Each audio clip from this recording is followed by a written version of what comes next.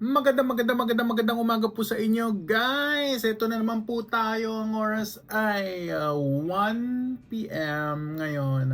Magla-lunch ako. So, kakain naman tayo ng masarap na pagkain. Ngayon, nag-umad ako kahapon nang hindi sinasadya kasi ulam ko the other day, yun nga yung pork na pinablish ko last time.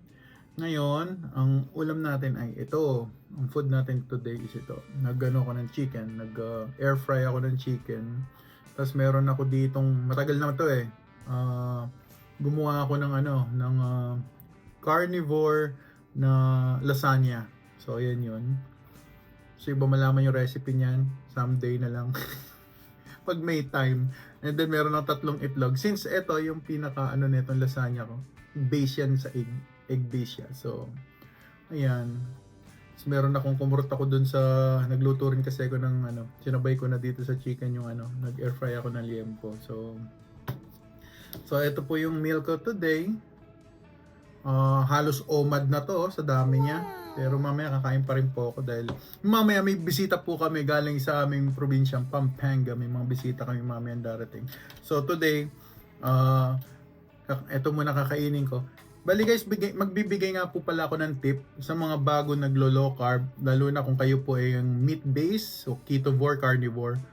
Masasuggest ko sa inyo, pag nagluto kayo, advance na, kumbaga, kunyari kayo ng chicken, magtuturbo kayo or air fry, katulad nito pong itong chicken na to, binoil ko siya ng konti.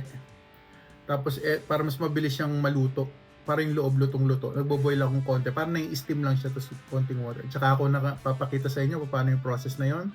Basta yun nga, ang masasuggest ko, advance kayo mag-prepare. Kasi lalo na sa mga katulad natin na may work, no? May mga anak tayong inaasikaso. So, kailangan advance tayo magluto. Lalo na mga weekends. Ganyan. Normally, weekends ako nagluluto.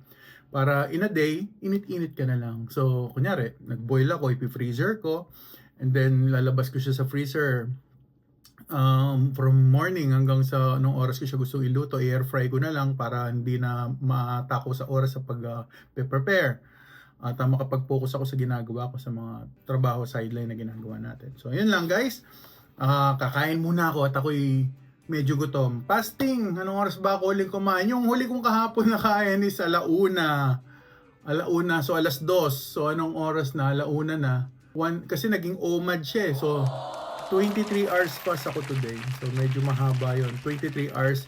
Binabawalan ako ng doktor ko fasting na mahaba sa ngayon kasi inaayos niya yung metabolism ko.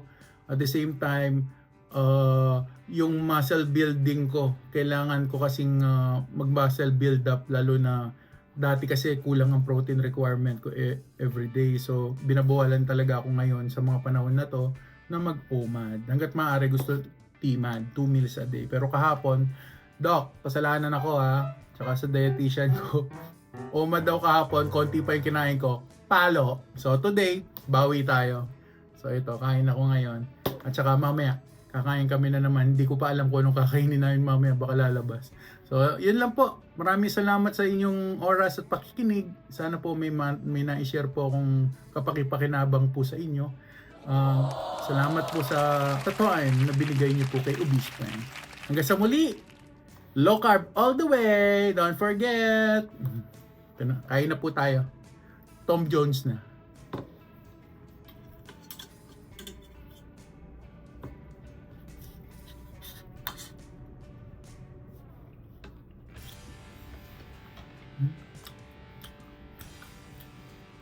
Dati pangarap ko maging chef eh. Buti na lang, hindi ako nag-aral. Pero baka ngayon magagamit na natin sa low carb. Bye!